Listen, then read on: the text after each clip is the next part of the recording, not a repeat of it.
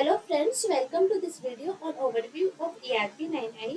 इस वीडियो में मैं आपको क्विकली बताऊंगी ERP9i में क्या क्या फीचर्स है और ये सॉफ्टवेयर आपके लिए कैसे यूजफुल हो सकता है।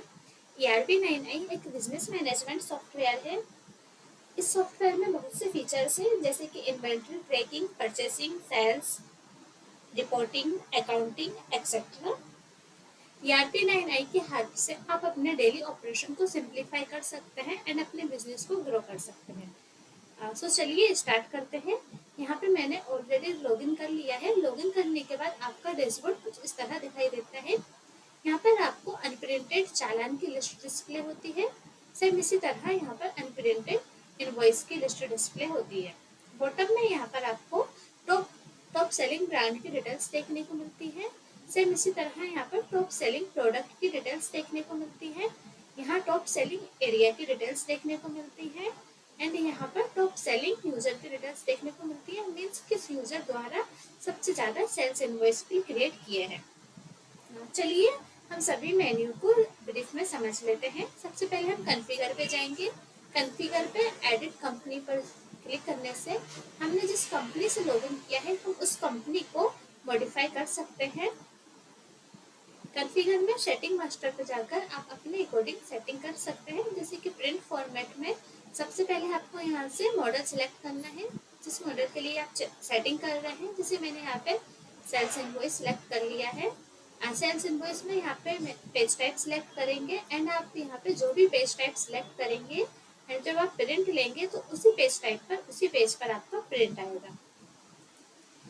अब चलिए अब हम मास्टर मेन्यू को देखेंगे। मास्टर मेन्यू में एम्प्लॉय मास्टर में हमारे पास एम्प्लॉयज की डिटेल्स आती हैं। हमने जितने भी एम्प्लॉय क्रिएट किए हैं सभी की लिस्ट हमको एम्प्लॉय मास्टर में देखने को मिलती है। न्यू एम्प्लॉय पर क्लिक करके हम न्यू एम्प्लॉय को क्रिएट कर सकते हैं।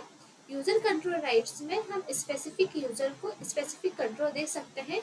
मीन्स किस यूजर के पास क्या कंट्रोल होना चाहिए, ये सब आप यूजर कंट्रोल राइट्स में कर सकते हैं। सेम इसी तरह आप डिपार्टमेंट एंड डिजाइनेशन ऐड कर सकते हैं।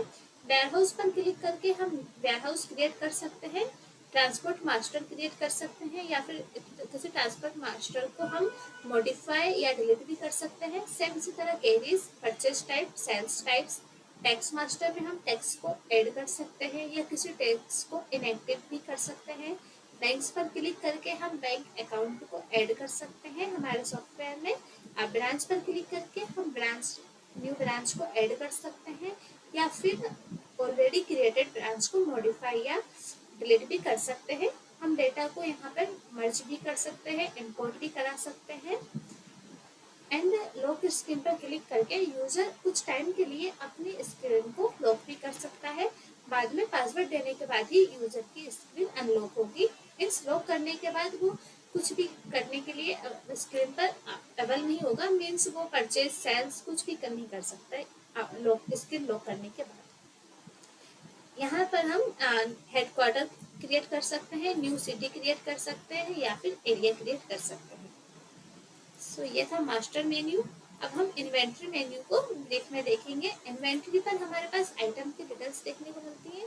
आइटम मास्टर में आइटम लिस्ट में हमने हमारे सॉफ्टवेयर में जितने भी आइटम्स क्रिएट किए हैं सभी की लिस्ट यहाँ डिस्प्ले होती है। अगर आपको आइटम को मॉडिफाई करना है तो आप यहाँ से आइटम को मॉडिफाई भी कर सकते हैं, न्यू आइटम भी क्रिएट कर सकते हैं या फिर किसी आइटम को डिलीट भी कर सकते हैं।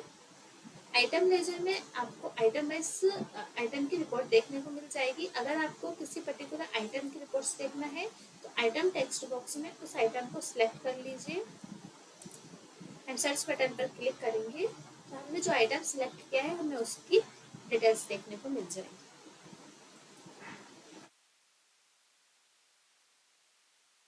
आइटम स्टॉक स्टेटस में हमें आइटम का स्टॉक देखने को मिलता है। यहाँ पर हम बेच वाइज स्टॉक देख सकते हैं कि किस बेच में कितना स्टॉक है, एक्सपायरी डेट क्या है, MRP, PTR, BTS, ये सभी हम इंफॉर्मेशन देखने को मिलती है। हम आइटम का स्टॉक को वेयर हाउस वाइज भी देख सकते हैं कि किस वेयर हाउस में कितना स्टॉक अवेलेबल है। स्टॉक को ट्रांसफर भी कर सकते हैं warehouse to warehouse में। अब हम परचेस मेन्यू को देख लेते हैं। परचेस मेन्यू में वेंडर मास्टर में वेंडर पर क्लिक करके आपके पास आपने अपने सॉफ्टवेयर में जितने भी वेंडर क्रिएट किए हैं सभी की लिस्ट यहाँ डिस्प्ले होती है। Ctrl+M पर क्लिक करके हम न्यू वेंडर को क्रिएट कर सकते हैं या फिर Ctrl+M की हेल्प से हम वेंडर को मॉडिफाई भी कर सकते हैं।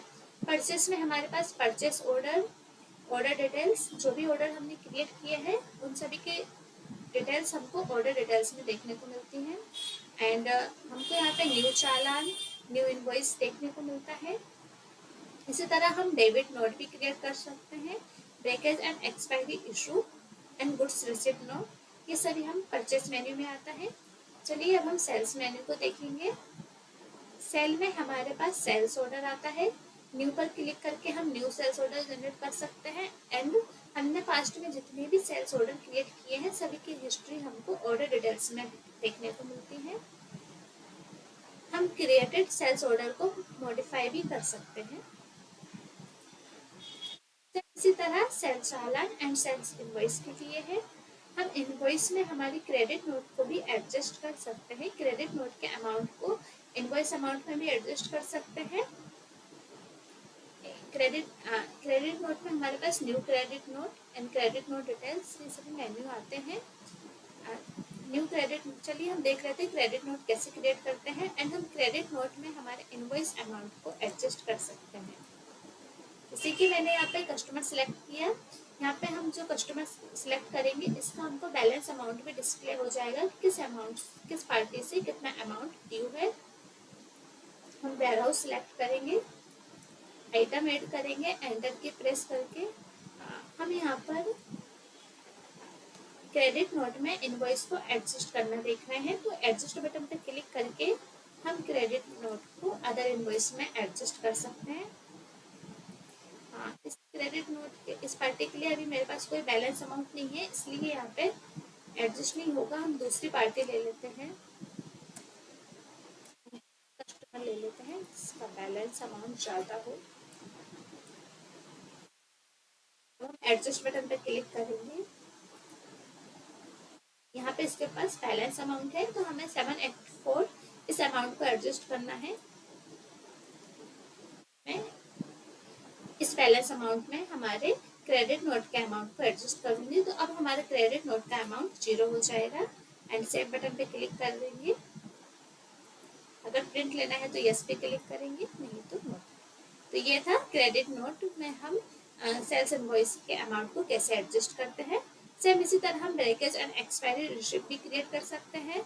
And goods receipt GSN goods shipping notes भी क्रिएट कर सकते हैं।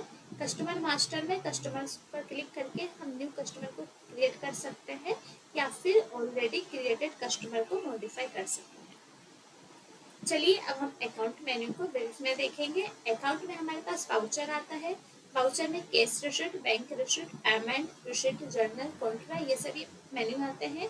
जब हमारे पास कैश में पेमेंट आती है उसके बिहाफ में कैश रिसिप्ट क्रिएट करते हैं। हमारे पास वेंडर से पेमेंट, वेंडर को पेमेंट करने के लिए एंड कस्टमर से पेमेंट रिसीव करने के लिए दो सेपरेट फॉर्म है, सेपरेट मेन्यू है। जैसे हम पेमेंट टू वेंडर पे क्लिक करेंगे तो हमने पास्ट में जितने भी पेमेंट्स किए हैं सभी की लिस्ट यहाँ डिस्प्ले हो जाएगी।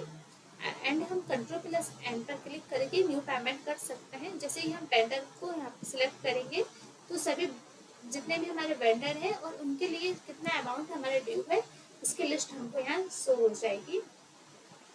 इस तरह आप पेमेंट वेंडर को पेमेंट कर सकते हैं। एंड सेम इसी तरह हम किसी कस्टमर से पेमेंट रिसीव भी कर सकते हैं। अकाउंट मेन्यू में हम check receipt and check issue create कर सकते हैं। एंड जब हमारे पास कोई कस्टमर हमको चेक देता है उसके बिहाफ में चेक रिसिप्ट क्रिएट करते हैं। जैसे कि यहाँ पे सभी चेक की इंफॉर्मेशन देंगे, कस्टमर सिलेक्ट करेंगे किस कस्टमर से हमारे पास चेक आया है, किस अमाउंट का चेक है एंड चेक का स्टेटस क्या है, तो चेक प्रेजेंट है। एंड सबमिट पे क्लिक करके हमारे चेक की डिटेल्स हम यहाँ पे सेव कर सकते हैं। सेम इसी तरह हम जब वो वेंडर को चेक देते हैं उसके डिटेल्स भी हम चेक इशू में क्रिएट कर सकते हैं। अकाउंट लेजर में हमको अकाउंट की डिटेल्स देखने को मिलती है अकाउंट वाइज। जैसे कि बिरला मेडिकल के लिए मुझे अकाउंट लेजर निकालना है, मैं डेट वाइज भी डेटा फिल्टर कर सकती हूँ। जैसे कि मुझे 1 मार्च से अभी तक का देखना है सबमिट पे क्लिक करेंगे तो मुझे बिरला मेडिकल का पूरा अकाउंट लेजर है डिस्प्ले हो जाएगा। ऐसे अब इसी तरह आप ट्रायल बैलेंस शीट भी निकाल सकते हैं। रिपोर्ट्स में जाकर आप सेल्स रिपोर्ट जनरेट कर सकते हैं। मीन्स अगर आपको पार्टी वाइज रिपोर्ट जनरेट करना है, पार्टी वाइज भी हम रिपोर्ट जनरेट कर सकते हैं कि किस पार्टी को हमने क्या कितना अमाउंट सेल किया। जैसे कि मुझे देखना है बिरला मेडिकल के लिए डेट भी हम देख सकते हैं, ब्रांड वाइज डिवीजन वाइज भी हम हमारे डेटा को फिल्टर कर सकते हैं। बिरला मेडिकल का मैंने अभी तक इतना अमाउंट उससे बिरला मेडिकल से रिसीव किया है। सेम इसी तरह आप वेंडर वाइज आउटस्टैंडिंग भी निकाल सकते हैं रिपोर्ट्स में। Party wise item sales details निकाल सकते हैं कि किसी पार्टी को पर्टिकुलर आइटम कितना सेल किया है, इसकी डिटेल्स भी आपको देखने को मिल जाएगी।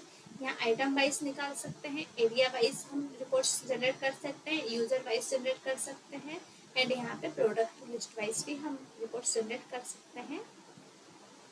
एंड हेल्प पर जाकर आप सॉफ्टवेयर के बारे में इंफॉर्मेशन ले सकते हैं। आपको जो भी प्रॉब्लम आए तो आप हेल्प पर जाके आप रेक्टिफाई कर सकते हैं हम। एंड अगर आपको आप रिमोट हेल्प भी ले सकते हैं एनीडेस्क या रस्ट हेल्प को कनेक्ट करके। सो ये था ब्रीफ में ERP 9i का ओवरव्यू। आई होप ये वीडियो आपके लिए हेल्पफुल हो। Thank you for watching.